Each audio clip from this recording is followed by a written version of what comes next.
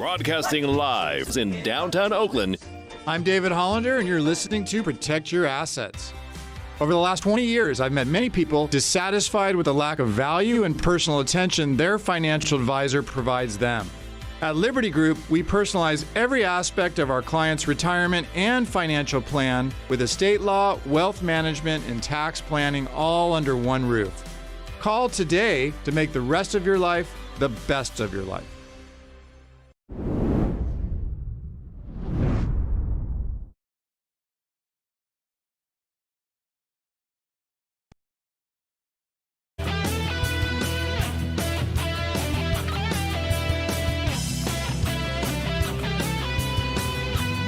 Tonight, the top drivers in the Real Racers Virtual Club make their way to Autodromo Jose Carlos Pache, also known as Interlagos, for tonight's action presented by Liberty Group. It's race 3 of the campaign, and it's here live on RaceSpotTV. Good evening, everyone. My name's Justin Prince. Alongside the booth tonight is Lorenzo Bonder as we get ready to go racing in Brazil at a track known for its difficulties, but also its prestigiousness when it comes to the country of Brazil, with many different legendary moments taking place at this facility in the past. It's going to be a fun one, to say the very least, Lorenzo, to see how our drivers fare off tonight.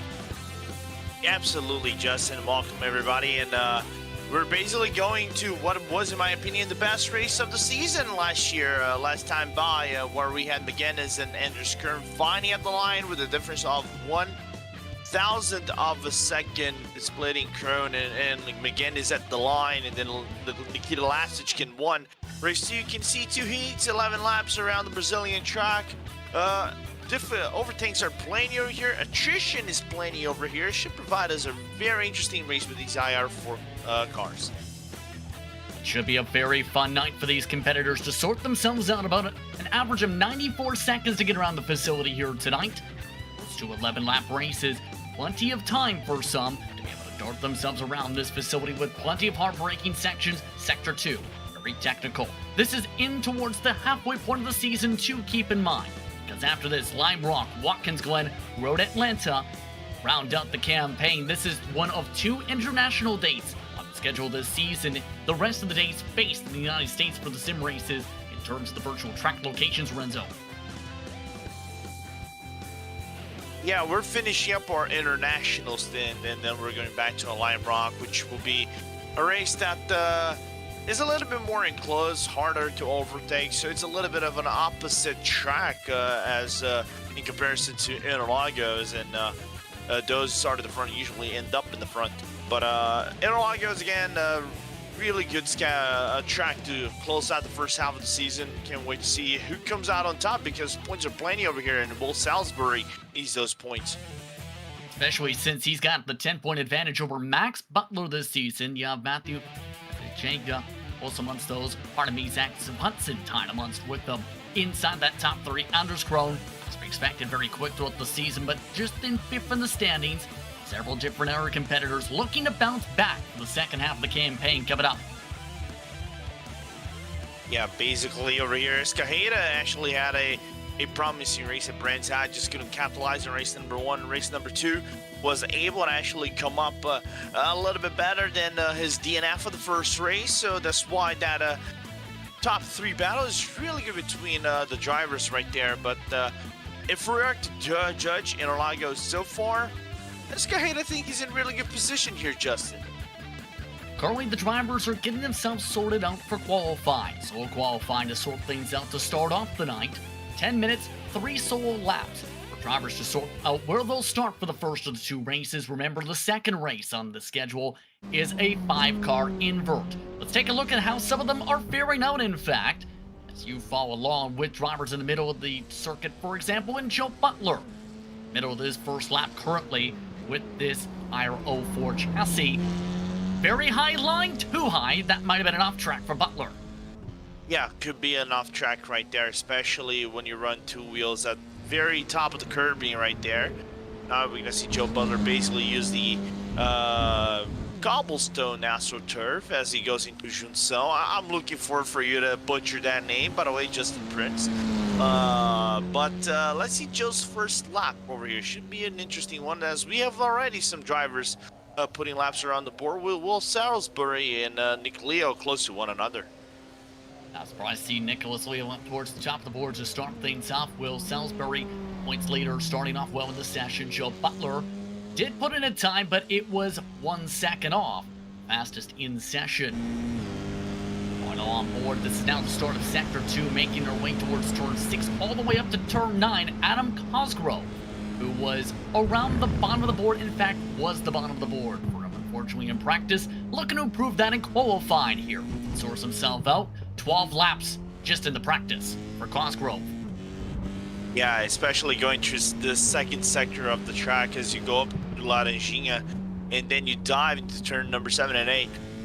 It's so tricky to actually nail those corners because they are low speed corners, and what you want to do is basically go as to the inside as possible and then right through, and this Junção is so easy for you to make any mistakes, as you just saw right there. And because of the issue, the car won't step out on its rear on the fixed setup, so you have to be very, very accurate on the turn end and then kind of navigate the counter steer or the counters or the snap of the car during the transition from the bottom part into the uphill section. Such a difficult track in turn because of that flow, and we mentioned some very fast sections but also technical parts. 6 all the way up to turn 11. That major challenge for competitors tonight to be expected. Rick Shelton, keep an eye on Shelton, should say, in the 134.5s. Wants the start of his session. Sauter jumping in front of him. Here's a look at the only driver yet to set a time after an invalidated first lap, Zach Hudson. He's been in the series for a long while. He's an account manager, the marketing agency involved in racing. He also happens to own 3 motorcycles as well and participates in track days with them. I would like to test a motorcycle someday, even though my mom will hate it. For his last lap, 136, I think that probably would have been a off-track lap. I think he tried to slow down a little bit the car to try to not get too much heat in the tires. This lap might be a really good one in the mid-2034s. How about a 134.7? That's at the bottom of the board for the time being, though. That's how quick some of the drivers are. Starts the session. In fact, Salisbury on his 3rd lap in the 133.4s currently. Take a look at Nicholas Leo, who's trying to jump up and ahead. That is a little bit too much grass. Yeah, a little bit too much grass into the entry of turn number 12 for Mergulho right here as he goes into Junção. And now up the hill, and the number 69 will not be able to get another lap as Max Butler steals P2 out of the 69 driver, Nick Leo, and I don't think that car is looking really good for qualifying. Final lap, Nicholas Leo. See if this does count. It does, but it's the 142 bracket, so that does not improve the time. In fact, just about all drivers have completed their qualifying runs except for Hudson, Joe Butler, Jackson Ball. In fact, Hudson, the only driver left on track trying to set a time for the time being. And as these competitors finish up their qualifying runs, we'd like to take the time to thank the supporters for the Real Racers Virtual Club, Liberty Group LLC. At Liberty Group LLC, we believe everyone should be able to live the retirement they've always wanted.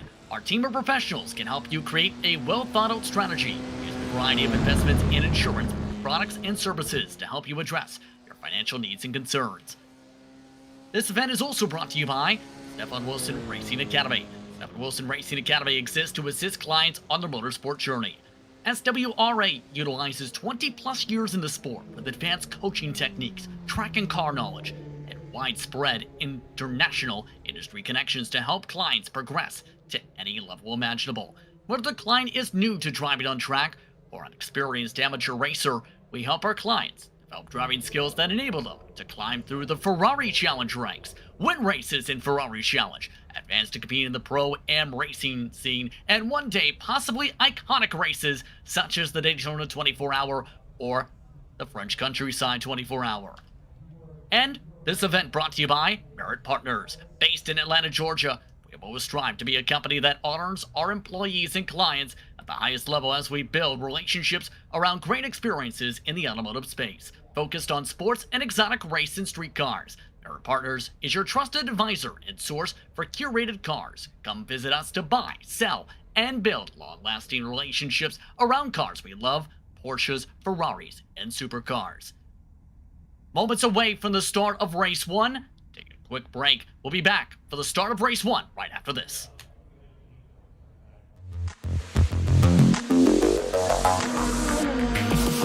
Coforce is a digital media marketing agency specializing in the world of motorsports. Working in a variety of racing series in North America, Coforce offers a full range of services, from video production and targeted branding campaigns to event planning and special projects.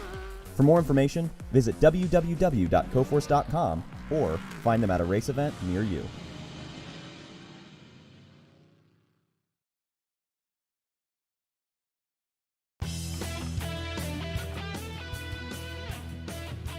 The excitement level's high for the start of tonight's action. 2 races on the docket. Round 3 of the campaign from iRacing's virtual Autodromo Jose Carlos Pache here in Brazil. The drivers finishing up their final moments of preparation before they get to the starting blocks for tonight's action. 11 drivers set to take the green flag for tonight's action. The separation from top to the bottom of the board of 2 seconds. Will Salisbury set the fastest time of the session, with Max Butler alongside the difference, about 0.2 of a second. Then you have Matthew Escajeda in 3rd position with Nicholas Leo in 4th.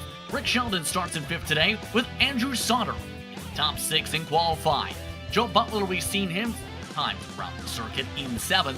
And Nikita Listachkin looks to charge ahead from 8th.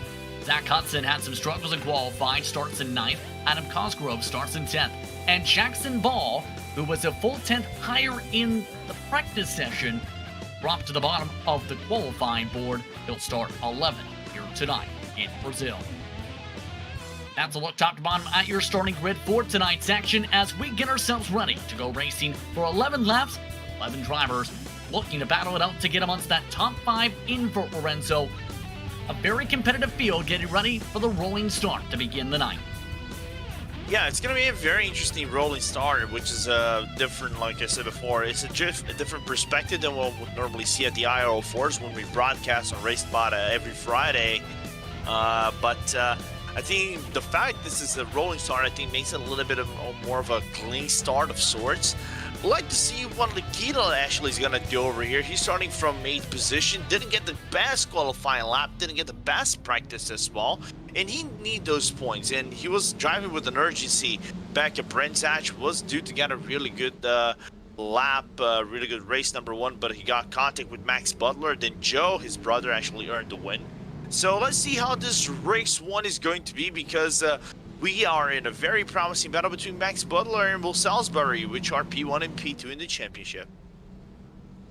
Should be a fun battle amongst them for today's action. And if you're amongst these drivers today, how do you win at a track such as this to make sure you time up the passes right, but also take that checker flag late? Wow, great question, Justin. My opinion over here, you have to be patient, because if you make an overtake at turn number 1 going to the Senna S and you nail the overtake, there is 100% guarantee if the guy is in your back wing, he's gonna fight back, and we see that every time in F1 in lower tiers, so even in stock cars here in Brazil. So you're not out of the woods until you get maybe to the halfway section of sector number 2, and even then you're not safe. So you have to be patient and time your overtakes to the very brim. And don't forget, we had basically a finish with 1,000 of a second difference, so that can happen. Tonight's action all set to get underway. This is the Real Racers Virtual Club presented by Liberty Group, all set to go from Brazil. Salisbury on the left side of the racetrack, right side by Max Butler. Green flag is out. We're underway from Autodromo Jose Carlos Pache. And 3 wide are ready for the battle for third on back. To the outside, Nicholas Leo. Several drivers backing on up for Senna S as they make their way to Curva del Sol for the first time. A few drivers bottoming out already. How did they make that 3 wide work into the transition of the Senna S? I am mind-boggled right now. The close calls, but some close battling for the lead now, heading off towards turn 4 and 5. Heading through Cita del Lago. Butler trying to find a way around a couple times already, Salisbury. This time he goes left for turn 6 all the way up towards turn 8.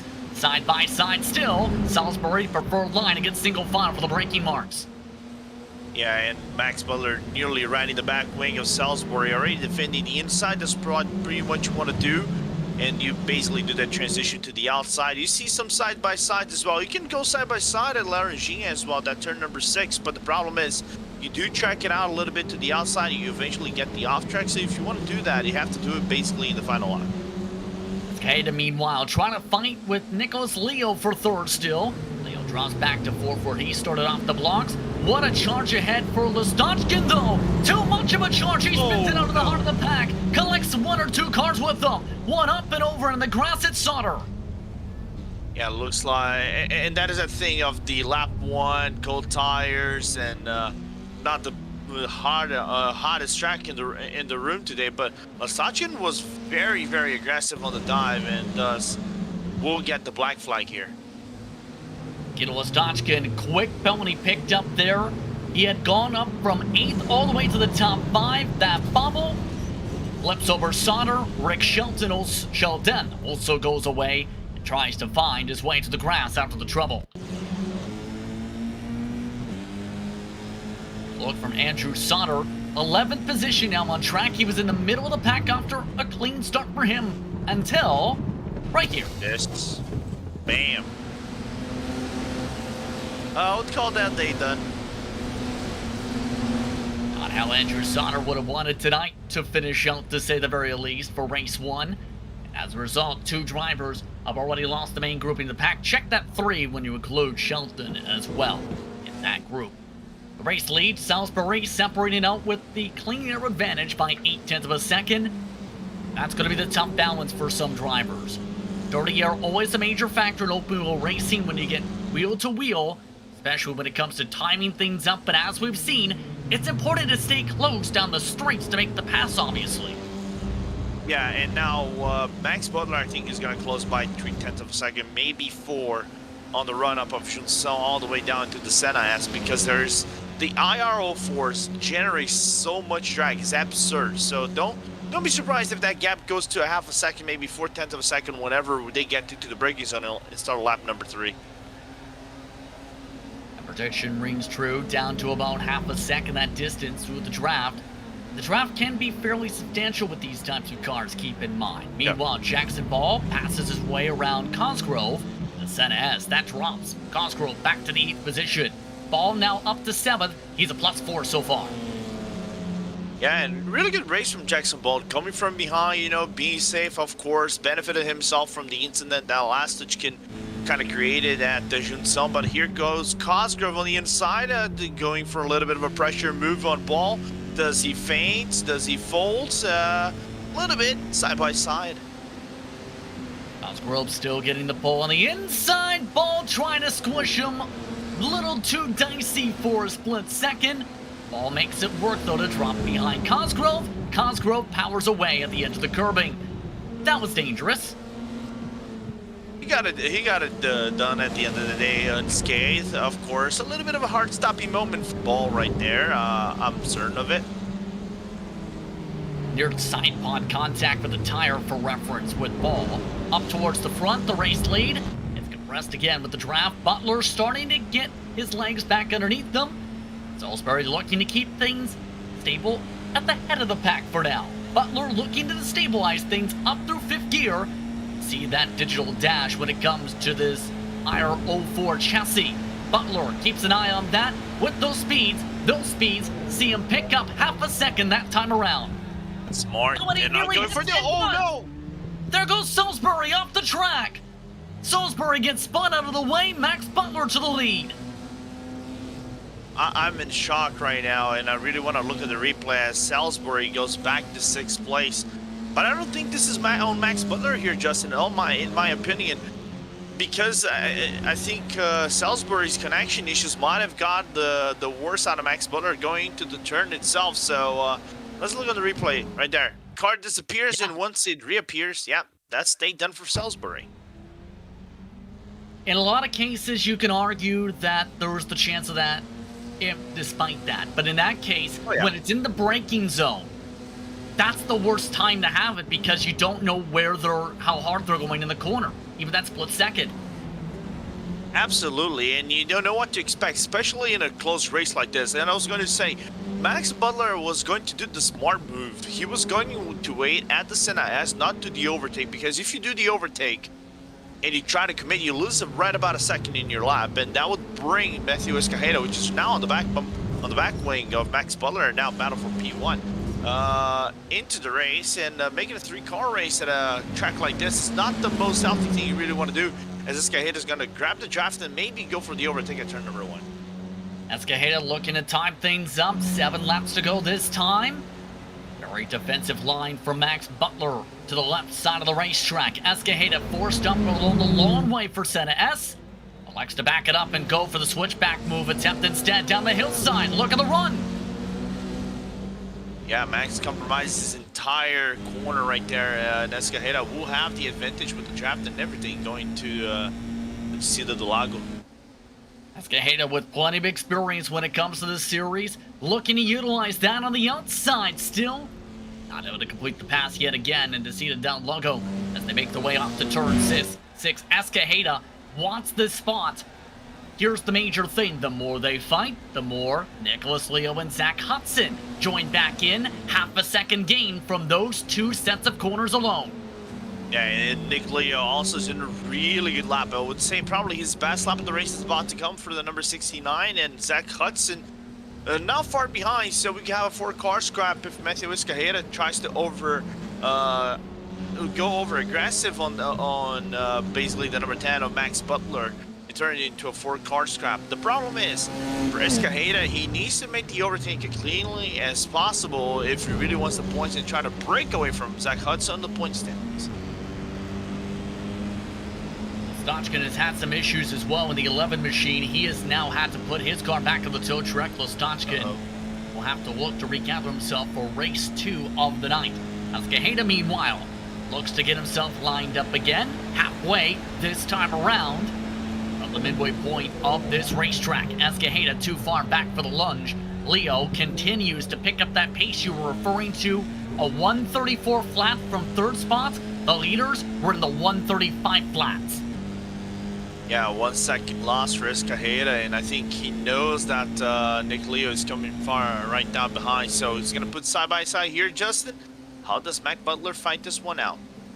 Butler continues to play the defensive line and continues to make that race car sing. A bit of inspiration, keep in mind, from the retro-style technical company brands we've seen from the 1970s with that look and his respective sponsor for this race tonight. It looks like his car came out of the Austin Powers boot. Well, if you remember, there was the design in the similar pattern from Apple Computers, as it was called at the time. Alien Workshop, taking the inspiration from that for tonight's action for this run in the number 10 machine. That 10 having to deal with more pressure possibly from not just Escajeda. Past halfway in the race, Leo is continuing to gain ground in all the good, harder braking zones. Leo is now within 2.1 seconds of these two. That could grow even more so in terms of the time gained if there's another defensive move from either of them. Yeah, this gets scary if this goes into 1.2, 1.1 second advantage for Escajeda on Nick Leo. If that happens, then you start to become slightly concerned for Escajeda, because you know the draft is kind of real right here. You drag the car out with about a 1.1 seconds, so it becomes more effective at that 0.8 seconds, so really don't want to be fighting way too much. But you know what I want to see? I want to see a repeat of race 1 last season. Let's get a photo finish between 4 cars instead of 2 this time by. Yeah, that would be exciting to start things off. Oh yeah. Keep in mind, Will Salisbury is currently in the inversions pole spot with about 4.5 laps to go in 5th position. His recovery drive, seen him run even quicker than everybody else in the top 5 by up to a full second to a second and a half a lap currently. 4.5 seconds back. Might get a chance at the podium, but Salisbury, he is flying, albeit with some troubles, what you've seen right there with the technical side. Leo and Hudson losing tons of ground, though, as they start to squabble instead. Suboptimal for both drivers. You really don't want to be doing that. If you want to be doing something like that, swap places, you know, and try to avoid the time loss on Escajeda and Max Butler as they're going to open up lap number 8, and Salisbury is coming like a hungry hound on both drivers, and though the connection issues might be happening over there for Salisbury, he has the pace to beat both drivers if he wants to. Leo aggressively defensive to the left side. Hudson with the better run on the outside again. Leo trying to go very sharply on the curbing. No chance to go for the ramp effect for Hudson. Back in the line, and that lost him another 3/10. Salisbury is in the draft for a chance at the podium to end the first race as a result. Up the road, you see lined up tire to tire. Escajeda trying to get the draft at Butler still 3/10 back with 3.5 laps to try and sort things out in race 1. I think Matthew Escajeda is getting that, a little bit of a luck between Hudson and Nicholas Leo battling, but even then, he's playing the patient game. Remember when I say you got to be patient and time your moves carefully and at very timely good spots. I think that's what Escajeda is doing. If he's not aiming for an overtake at the second sector, or even at the end of the first sector, he's probably aiming for a photo finish right here and grab a really good run out of suddenly go for the move.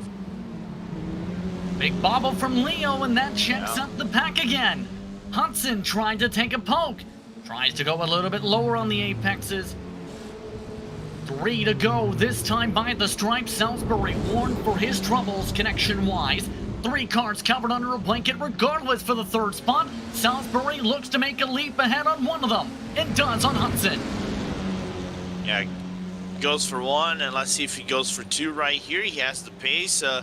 Obviously does have the pace to try to get closer to the 2 guys up in P1 and P2, but Salisbury going for an up and under into the braking zone, got blocked off early on the outside. Can he pull that one off? No, he's not going to be able to. Everybody looking to make moves. Escajeda, you've seen there, trying to get the slingshot in towards ZS. 3 wide in the battle behind. Still 2 or 3 wide, snaking themselves around. All while Escajeda gets the run again to the outside. Looking to try and diamond it off the corner. It hasn't worked so far. Butler plays good defense. Leo plays good defense as Salisbury holds on to 4th as well. And it looked like a little bit of a switchback from both Salisbury, but no, actually really good defensive line to the inside, basically parking on the apex and just following through, even though the time loss is still real for both drivers up in P3, 4, and 5. Salisbury trying to take an air poke at Leo. Another warning to the number 7. Going sharp right, trying to set things further to 2 to go. Later on the brakes, Hudson makes the move as a result. Hudson back to 4th for the mistake. Yeah, but Salisbury needed to go deep in the brakes and had to nearly lock up the car and go straight to avoid a crash on Nicholas Leo back wing. Oh. And Hudson nearly went off the track himself, trying to hold on to the spot coming out of the final corners.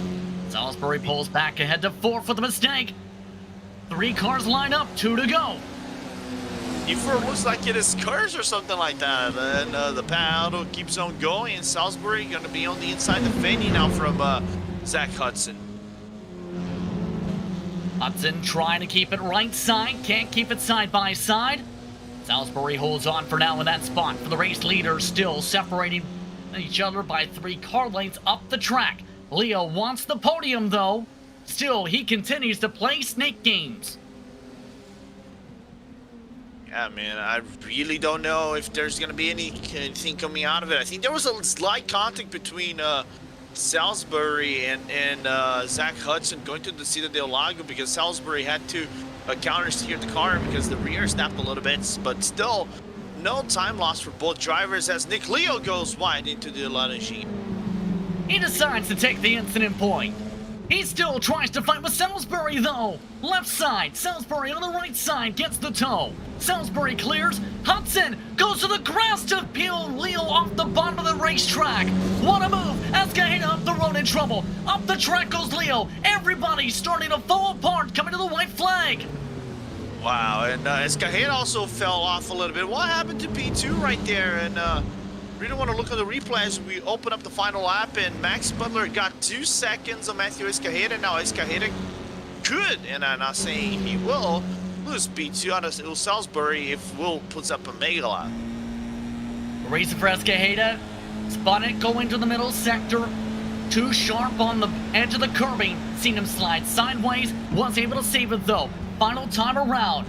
Hudson wants the podium. He rides the back gearbox of Salisbury again. Salisbury across the rumble strips. Black flag for Zach Hudson for the contact with Leo. Wow. Aggressive driving is the call. Slight surprise right there, and with that being said, Nick Leo will inherit P5. Zach Hudson might not be pleased with this result. Escajeda is going to be definitely pleased with this, as his direct rival is going to lose major points right here. Might be relegated to P number 9, or even, yeah, it's going to be as far as P9 because Salter's way far behind him. So if anything goes south, we got our defined top 3 at the end of the race. Jackson Ball may move into the inversion pole with all this. Hudson, Oh. result of his situation, backing down to let Nicholas Leo go in turn. Here's a look for the inversion pole now. This is side by side. Hudson's black flag's been cleared as he's conceded the spot to Leo. All the battles still form up, but one driver ran away from all the battles. Max Butler is making his way down the front straightaway for the final time in race 1 after troubles for Escajeda and plenty of fireworks around him. Max Butler holds on. He wins the first race of the night in the Real Racers Virtual Club presented by Liberty Group. Escajeda holds on to second, just barely over Salisbury. Hudson does finish behind Leo. Hudson gets the inversion pole. Leo finishes in 4th. The first spots out of those positions for the invert. Drag race for Ball, just beating Butler. Yeah, Jackson Ball beating Joe Butler. I think that's the very marginal difference. I think about 300 at 30 centi hundredths actually of a second. So really close between the drivers right there. But Max Butler, what a drive. What a drive and what a fight to hold on for that race lead. It took a fair bit of work, mind you, to hold on to the end in race 1. Again, Max Butler taking the victory in the first of the 2 races of the night. Escajeda, Salisbury, the top 3 in what was a busy one. Once those drivers, 2.8 seconds, the separation.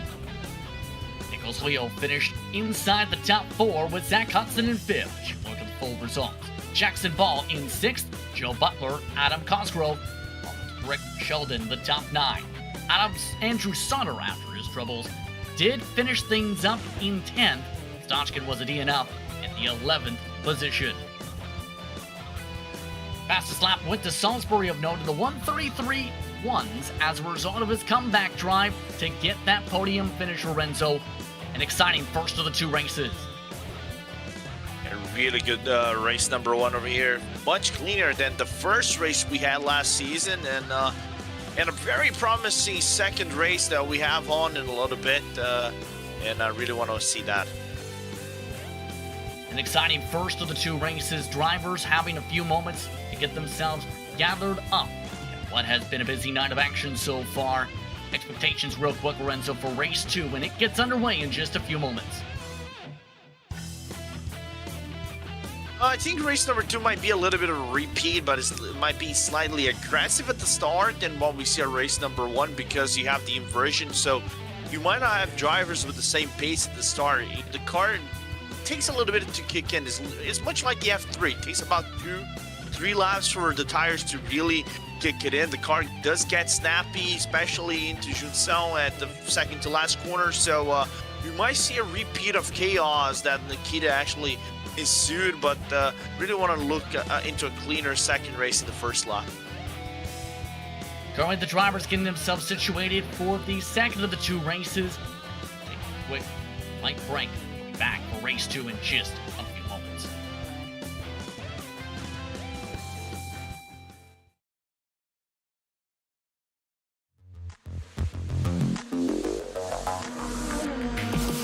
Coforce is a digital media marketing agency specializing in the world of motorsports. Working in a variety of racing series in North America, Coforce offers a full range of services, from video production and targeted branding campaigns to event planning and special projects. For more information, visit www.coforce.com or find them at a race event near you.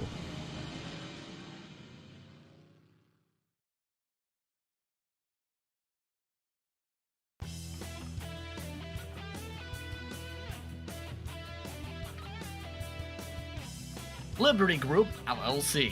At Liberty Group LLC, everyone should be able to live the retirement they've always wanted. Our team of professionals can help you create a well-thought-out strategy using a variety of investments and insurance products and services to help you address your financial needs and concerns. By Stephen Wilson Racing Academy. The SWRA exists to assist clients on their motorsport journey. SWRA utilizes 20-plus years in the sport, advanced coaching techniques, track and car knowledge, and widespread international industry connections to help clients progress to any level imaginable. Whether the client is new to driving on track or an experienced amateur racer, help our clients develop driving skills that enable them to climb through the Ferrari Challenge ranks, the racers in Ferrari Challenge, advance to compete in Pro-Am racing, and one day, possibly, iconic races such as the Daytona 24-Hour.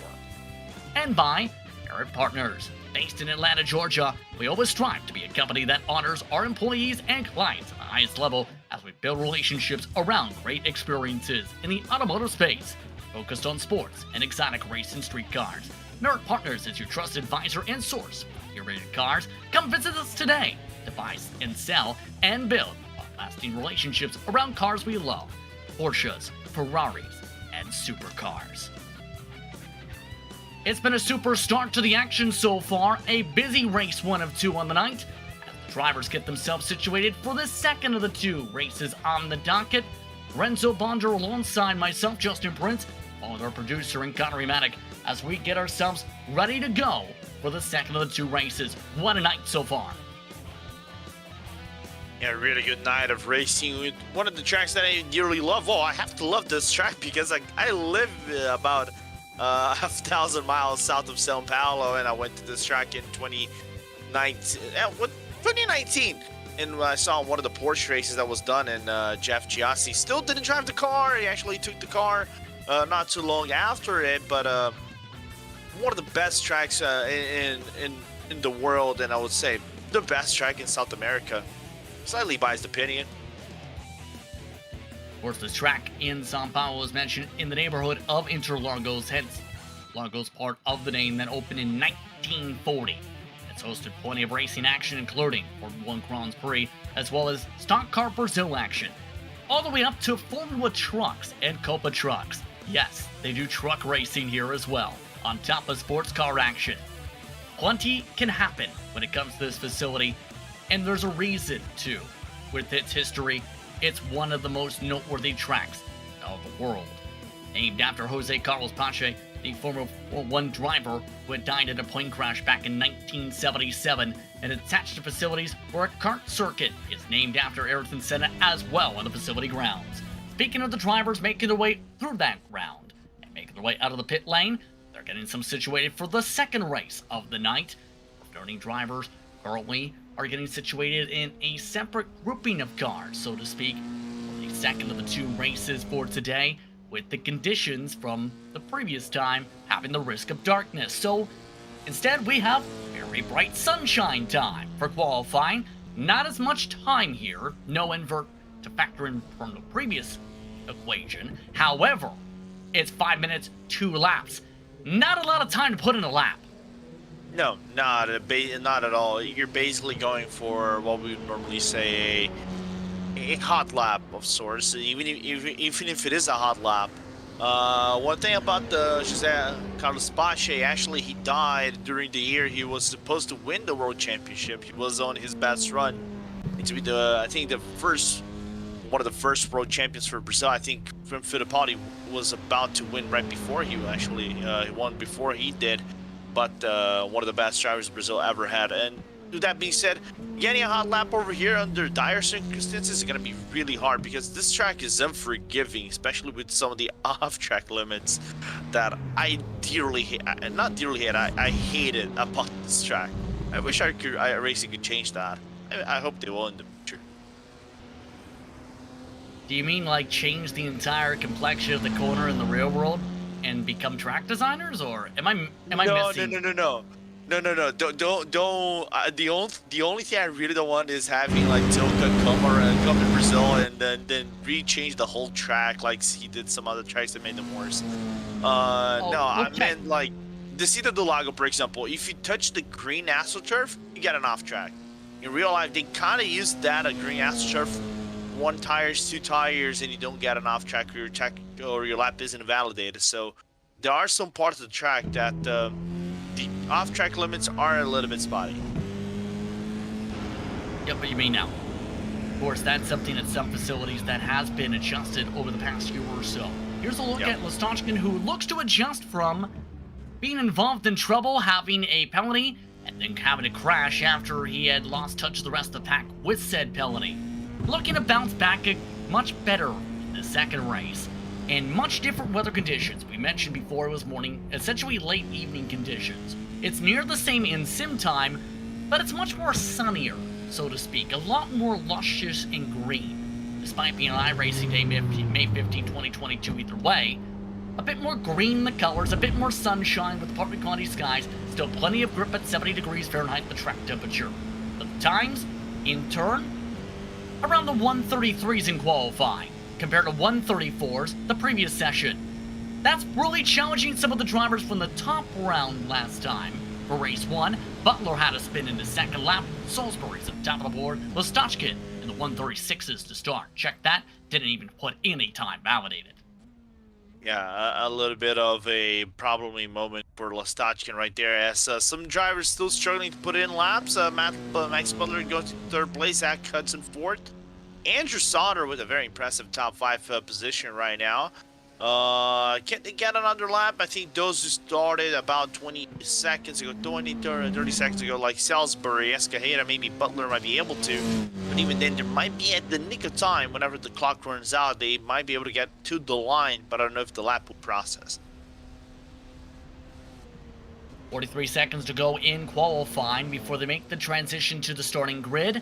Nicholas Leo amongst the last drivers yet to set a time. Joe Butler not able to set a time after his incident during his lap.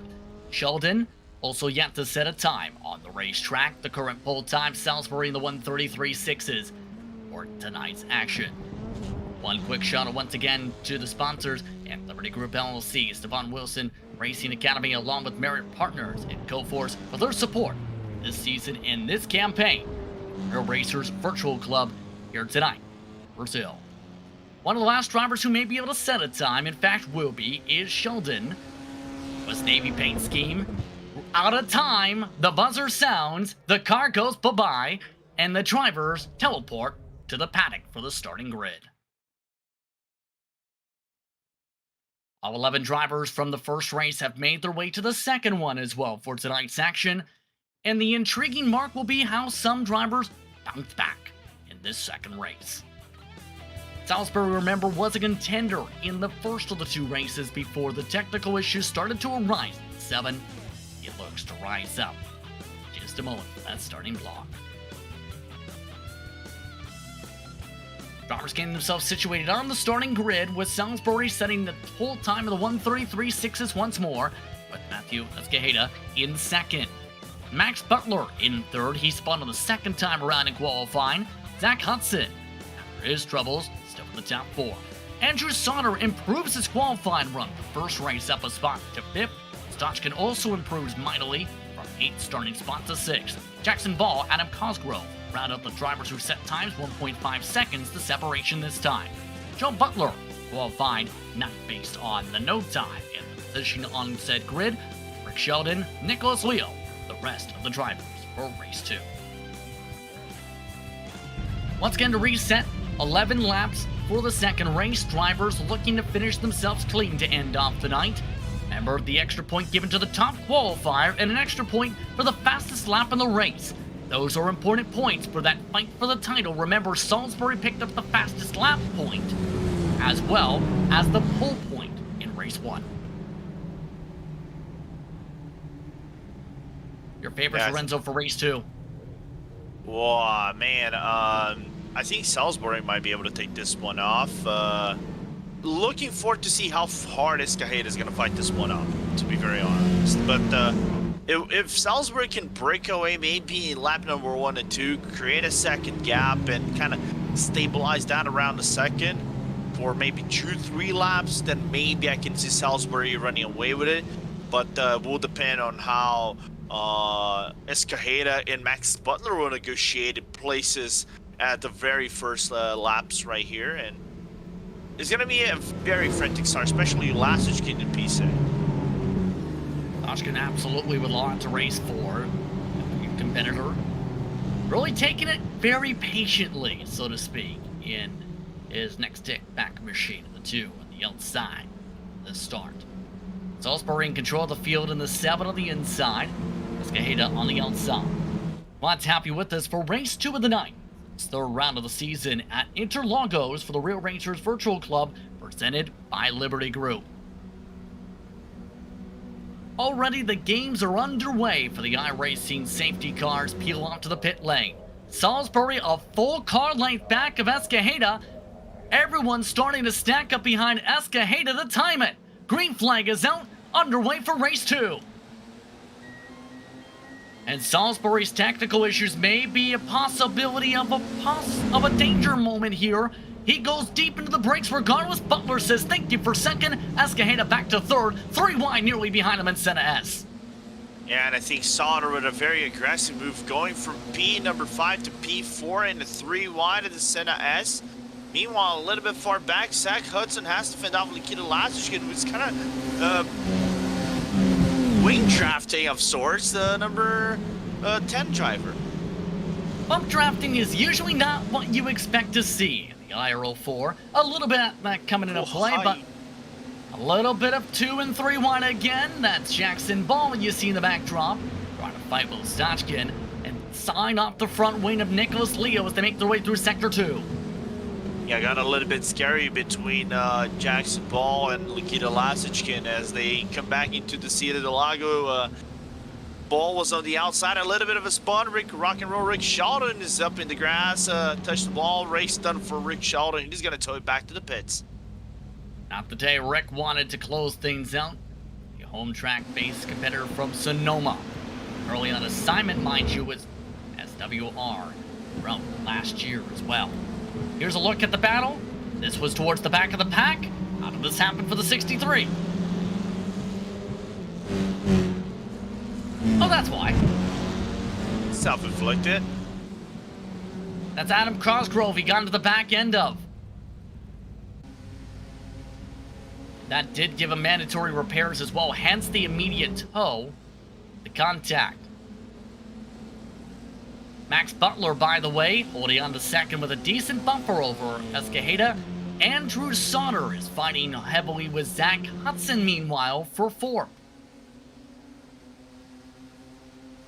Yeah, Andrew Sauter with an impressive outing right here so far as he's trying to fight off Zach Hudson for P4 right here. And that would kind of inflict into the positionings of the point standings in favor of Matthew Escajeda. Now, Escajeda, half a second back to Max Butler, still being patient. Can both drivers work to get closer to Salisbury? Because, like I said, he's breaking away. 1.3 seconds separates the number 7 for the number 9. Salisbury absolutely on the marks, but it's Andrew Sauter, the content developer for GoForce, trying to work his way on the left side of the fight with Zach Hudson. Hudson again down to the bottom. Still can't get clear. Sauter has to go back around in turn and does take advantage of said back and forth with the ebbs and flows of the track on the Indianapolis-based driver. And there goes Sauter. That transition to Junção, man, it's a pain. I can relate to that. I did at a league race, and the corner I hated the most to do the transition was the Junção because the car just went snap on its rear. We're gonna look at the replay right here from Sauter. Going to the Mergulho, nice and clean for the number 6, and then once he transitions into the outside, a little bit of rumble strip, transition, too much steering, the car wants to be snappy, and it snapped on its rear, goes spun, and back to P10. And with the little spin, Sauter back to 10th position. Good speed showcased by the 6th. It's been about avoiding the mistakes and avoiding the mistakes of others in turn. Let's see. Oh, yeah. Speaking of drivers who may have some mistakes, Nicholas Leo goes all the way to runoff land. Talk about going to the outside to stay in your position right there, as Lasickin was on the inside, but Nick Leo just dived way too much and didn't get enough gripping. Nicholas Leo, the video producer for a marketing agency in the world of motorsports, looks to scrap it out. Family has had experience in the industry for more than 20 years. Leo looks to use his driving experience on iRacing to try and get around Lastotchkin. Lastotchkin not making it easy though. Not a surprise to see this fight from Lastotchkin based on his repertoire and resume. Yeah, Lasickin, a very aggressive driver, also a very aggressive defender, to put it in the very least. And meanwhile, Adam Cosgrove looks like to be another victim of Shinson Corner, as the number 22 spins around this ball, and we open up lap number 4 with a 1.2 gap, nearly 2-second gaps on Salisbury to Butler. This train absolutely picking up more and more cars and more busyness, to say the very least, it seems. Lastotchkin, of course, last year competed in Indy Lights competition. In turn, though, in this series, past couple seasons in particular, he's been very quick when he's been able to put things together. You mentioned the aggressiveness. That's where the trouble spot has been. The attrition that seems to build up, as well as the mistakes that build up, such as Watkins Glen. It's been an Achilles heel track for him in the past, in the 2. Yeah, you're talking about Lasickin, yeah? Yes. Yeah, if Lasickin usually is one of those fast drivers that I think if he's defending, he can be very error prone, and depending on how much pressure you put on Lasickin. Of course, Brenzach, not his fault in my opinion. I think that was on Max Butler going for the dive. Oh, there we go. Now Lasickin spins. Lastotchkin has spun around in front of the cars. Lastotchkin, right on cue it seems, makes the mistake. On his own, overcooks a bit of the entry and it loops him around. A little bit of a mirror move to what Escajeda did at the last race, isn't it? Let's look at the replay from the Kia Lasickin's perspective right here, as I killed another driver with words. Not necessarily. Thank you. Here's the thing. Escajeda, keep in mind, if they did the exact carbon copy, Escajeda was able to save it with locking up the brakes. Here's the tough thing on doing it in that sequence. You lock up the brakes there to try and save it sideways. Nicholas Leo runs into your side pod. Yeah, true. You really don't expect to see what the car is going to snap or something like that on the exit of corners. That's the only thing of the IR4. Go ahead, Justin. Sorry. I was about to say, as you've seen us come back from there, Joe Butler also had some slides in Senna S. That cost Butler some spots there in turn. That was in the fight for 6th position. Butler and Escajeda still close for the 2nd step of the podium. Just past halfway, here is the reason for the slide we've seen coming out of Senna S.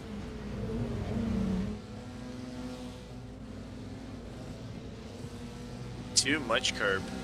And some of the grass, too. Yep. Grass is lava, people. Not only that, it seemed the tightness in terms of how that line was being taken, with how it was being compromised, a little too sharp maybe for the 2nd part of the Senna S, and that's the major thing. Interlagos is one of the rhythm tracks where you have to hit the flow of the circuit just right to be good here. Oh. What happened to Salisbury? Unless my time is going crazy, he's back to P11? No, he is still in the race lead. Before anyone panics, remember he's been having those technical issues of sorts throughout the run. We are just around the halfway mark. He is still on circuit with a 1.6-second buffer. He's that car you just seen zipping in front. Butler, he's getting a little bit of a friend trying to find a way around. Butler tries to go left. This is a defensive move that worked almost every time in the last run. With Escajeda still can't crack the code of finding a way around Max. Yeah, the only way you're going to be able to make that move on the outside, you need to be side by side, and you have to have the advantage on the overlap by, I would say, at least half a car. Nice out from Butler, but here comes Escajeda. That might be the mistake Escajeda was waiting for, and that's the double mistake that he absolutely needed for that. Around goes Max Butler, and a big mistake for one of the top drivers from the last race after his victory. Too quick in Apex. Bye-bye goes Alien Workshop's car. Yeah, and Escajeda had nothing to do with it. Just gonna say thank you very much. Here goes first half spin for Max Butler. The car does get snappy on the rear. Second transition just went too far, and I think a little bit of an attempt of late downshifting just made the car very, very slidey on the transition from Ferradura to Laranjinha. So Max Butler drops out of the podium positions into a battle for fourth with Nicholas Leo in turn as a result of that. Somebody that, keep in mind, has experienced trackside, whether along IndyCar, IMSA, or SRO events, behind a camera usually. Also someone with experience from Indianapolis, Indiana. Let's take a look at the battle for sixth position. Jackson Ball fights with the other Butler. This is Joe Butler, also a videographer and video editor, who looks to do competing here in karts and virtually. So far for Butler, it's been a wild run for Joe. Yeah, to put it mildly. Race 1 winner Brent Satch, of course, inherited his win from Max Butler, his brother, crashing out with Nikita Lasichkin going. It's not Surtees, I'm trying to remember her name. It's the up-hander left one that you're going to turn number 5, if I recall correctly, at Brent Satch. But nevertheless, yeah. Won race number 1, couldn't get the best result into race number 2, but still top 5 for Joe Butler. So the best race of the season was the last one, but this one, not getting the best results he probably wanted. Jackson Ball, obviously the best result I think I ever see him so far in the championship, considering even last season. Yeah, Ball's had some ups and downs of the track absolutely here tonight, but this run, able to take advantage of a few drivers with the attrition, spins around the circuit. Now, looks to try and get a spot back from Joe Butler with the move you've seen there. Watch as Jackson Ball tries to show what he's learned throughout the night with 4 to go. He lines up rear wing towards his front wing to the outside for Senna S.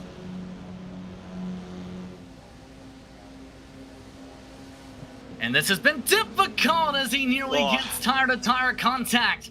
A little bit of a drift up in the braking zone from Joe Butler. Well, here's the thing, Justin. When we see a McLaren livery, an old McLaren livery and a Ferrari livery, historically these kind of liveries, especially as they mirror match the 90s liveries, they don't go well, depending on the driver. So a little bit of an animosity that we like to see in this race. I have to wonder if there's a subplot they thought about when they consider the paint schemes and seeing they usually fight and say, you know, let's be 1990s drivers today. Ball goes inside, can't get it to the inside fully though. I like to know that as well. Again, these are 17 seconds behind the race leader, these two cars should say. Plus 3 give credit to Joe Butler from his rough qualifying performance. Of note, Lastotchkin out of the race. Sheldon with a chance to jump him on the circuit in coming minutes. With 3 to go this time around, Salisbury still with a 4-second lead, and there goes Ball. Ball with the save. Ball keeps it rolling. But Sauter has a chance to move up now. Yeah, he's going to lose about, I would say, nearly a full second in the run of Junção up into the Senna S.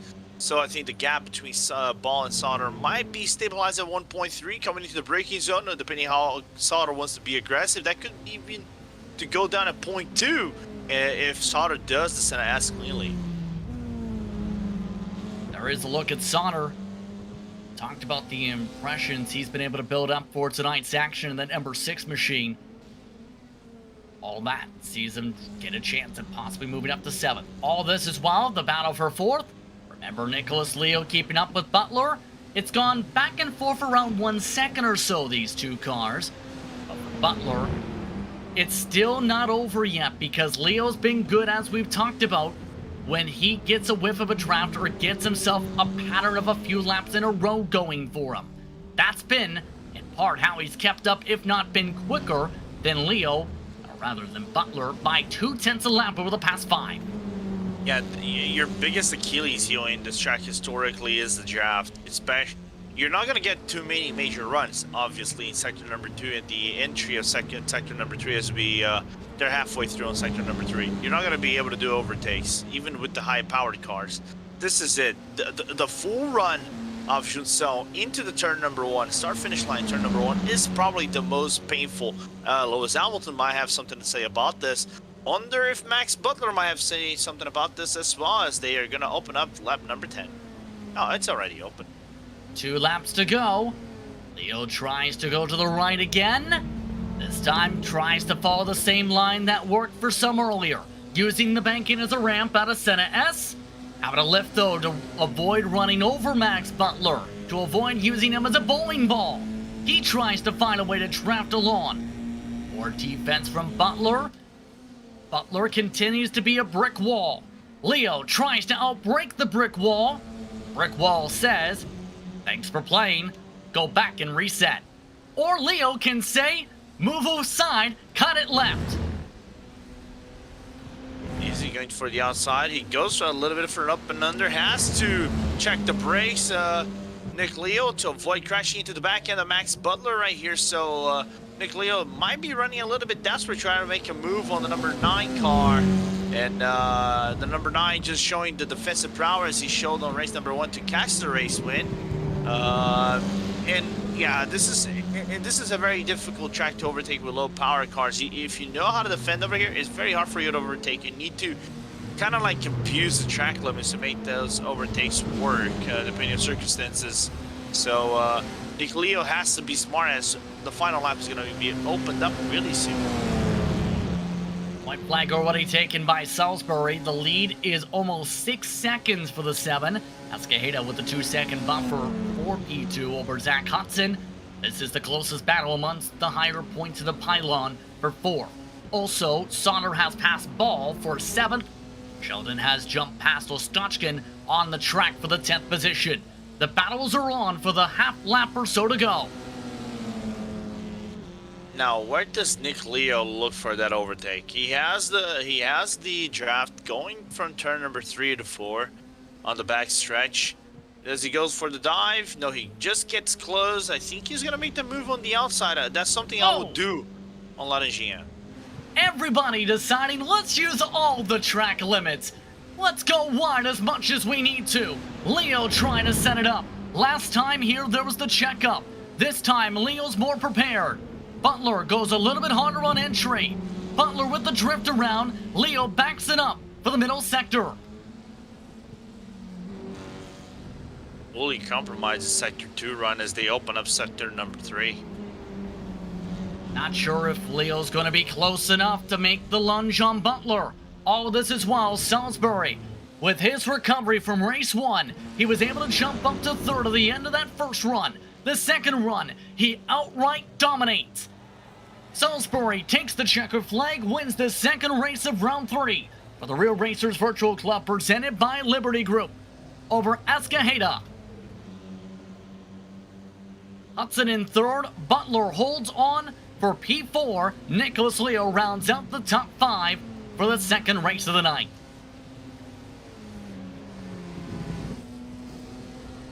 And as they celebrate their good runs by hitting the back of each other, Butler is finished in 6th.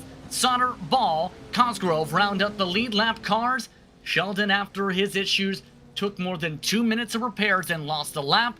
But the 7 of Salisbury, he'll be able to reap the rewards and be able to chomp down in that Salisbury steak of victory. Nice pun right there. Well, fully expected from Salisbury, as he retains the championship lead, of course, and Matthew Escajeda might bump up to P2 at the end of the day, with Max Butler struggling with the 4th place, as Escajeda was very consistent in both races, and the championship shifts a little bit and going to the second half of the season in the top 3 spots.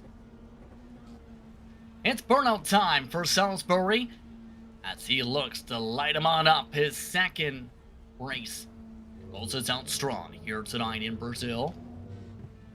Take the chance in just a moment to look at the unofficial race results. You mentioned the potential of the championship implications here. Racers Virtual Club, lots to think about. Big time complexions from this point forward after tonight's run. Drivers getting themselves sorted out towards the post-race. So let's take a look at the unofficial race results for race 2. Salisbury Escajeda the top 2 with Hudson Butler and Nicholas Leo the top 5. Joe Butler finished 6th with Sonner, Paul Cosgrove, and Sheldon the top 10. Of note, Wasachkin, as mentioned, on DNF for race 2 after his attrition came into play in the closing marks. Salisbury again picks up an additional point on top of things as a result of his run, 133.2, his fastest lap in the race. Well, Salisbury picks up the victory in race 2 and a 3rd place in race 1 after the technical issues lead to a bit of contact. Salisbury, you end up coming away with the victory in the 2nd race of the night and pick up a lot of valuable bonus points. How are you feeling? Dude, feeling pretty good. Glad to notch the win tonight. I was hoping to go back-to-back, but unfortunately that didn't quite happen. But happy to walk away with at least one victory. Talk us through that first race fight, because of course on our end we've seen some of the troubles that were faring out, so to speak. What was that like from your perspective, trying to drive back and recover though from about 6th up to 3rd at the end? Yeah, I mean, I don't know what was going on with everyone else's connection. Mine was fine tonight. I had all green bars and was just running my race, but apparently everyone else didn't quite see it that way, so I'm not sure what was going on with my connection there. My ping was fine. But anyway, what happens. Max was quick tonight. Man, this isn't one of my favorite tracks, so it was hard for me to settle down into a rhythm. And having the pressure of Max behind me, when he was finally able to get behind me, I wasn't expecting to get punted off into turn 1, but we'll let it slide for this one and call it connection issues. But after that, it was really just putting my head down and seeing how far I could recover. We had a fast car tonight. I knew I could get up to 3rd or 4th place, and then I saw that 3rd and 4th, Nick and Zach were going at it, and I saw Matthew and Max going at it. So I'm like, well, maybe there's a chance that if I can get by, Zach and Nick really quick, I can catch up to the leaders and have a shot at it. But, we got into a battle there, and these guys are going to be tough to pass. Everyone here is very competitive. So just happy to be able to catch up and salvage a 3rd place out of that. I wasn't quite expecting that, but it was great to at least get that in race 1, and then, of course, come away and walk away with the field in race 2. Congratulations on the runs tonight. Thank you, guys. Appreciate it. Well, Salisbury will be able to jump down on his victory here tonight. Matthew Escajeda now joins us. He's with Lorenzo. So, Matthew, 2 P2s in this race, and your direct rival, Zach Hudson, not grabbing the best points in this race. I think for the championship, you must feel pretty confident moving forward. Yeah, I really started learning the car now, and I feel very comfortable. But me and Max were pretty evenly paced. It was hard to stay behind him, but I knew if I kept racing him, we would just lose time to Will. But I think we had nothing for Will anyway. But I couldn't really get past Max, and if I did, he probably would have got me in the next straightaway anyway. It was a lot of fun, and too bad Max spun out there a little bit. I kind of got bored there by myself in the 2nd race. Well, this is I wanted to ask you because I did drive in Interlagos. It's a little bit of a woozy. How difficult, if you have to grade from 1 to 10, is the Junção the corner, the 2nd to last corner with these cars? Is that the? Is the uphill left fender that leads to the long straight? It's really hard. I'm never comfortable in that corner. I struggle every time. I don't know when to It's scary to hit the throttle because you think you might hit the inside curb too hard and upset the car and spin or go in the grass on the outside. Yeah, it's hard.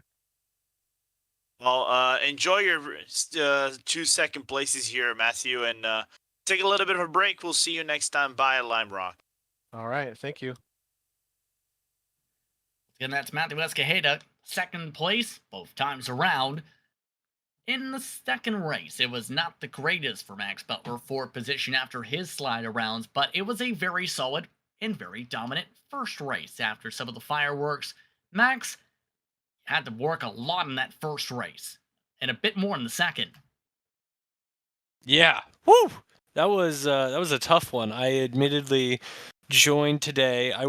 Most of us work in motorsports, and the Indy 500 is heating up today, as you might have seen. And we spent all day at the racetrack shooting all the sessions. So the majority of us had about 20 to 30 minutes of practice going into this race, and I was confident that I was gonna just bust out at some point in the race. But I'm glad qualified well, and then unfortunately had an incident with Will in that first race because a little bit of internet issue, but just held my own against Matthew Escajeda, who's proven to be, I think, my rival at this point in this league because I keep on running with him. So overall, I'm so happy, even though the second race I spun.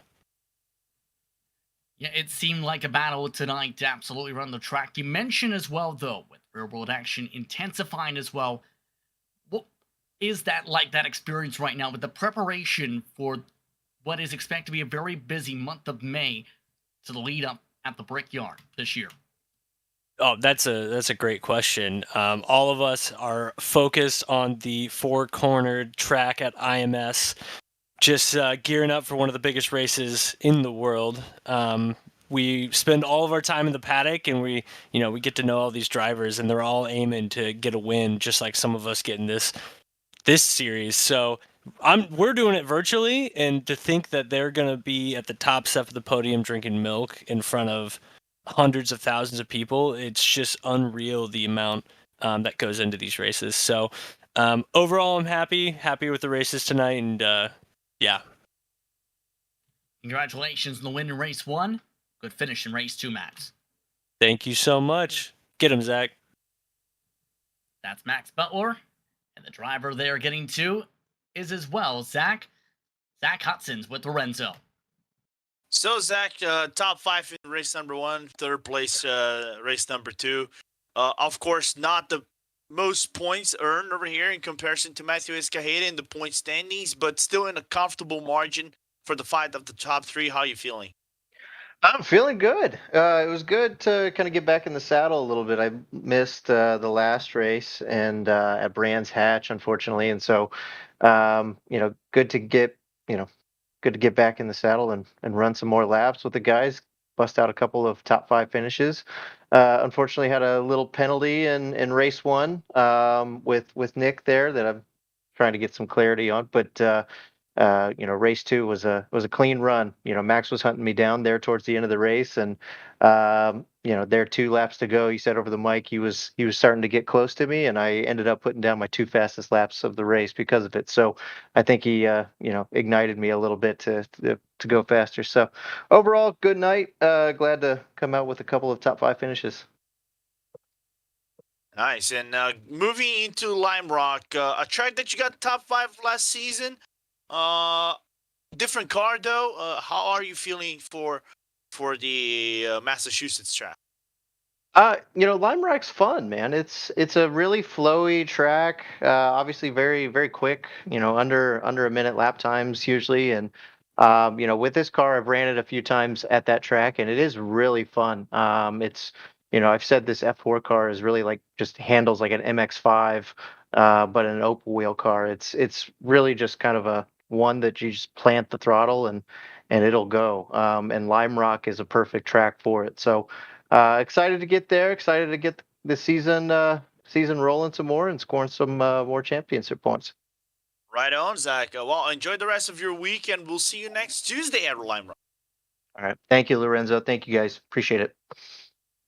That's Zach Hudson rounding up our post-race coverage here for the Real Racers Virtual Club, presented by Liberty Group, here from iRacing Virtual Interlagos. And boy, oh boy, what a round it was, with plenty of intense action to close out the first half of the season. The next time the series hits the racetrack is on May 24th, when they head off to Lime Rock Park. Be sure to tune in for the coverage approximately 10 p.m. Eastern Time to follow along with your favorite teams and drivers to see how they fare out at Lime Rock. Plenty of intense and quick laps expected.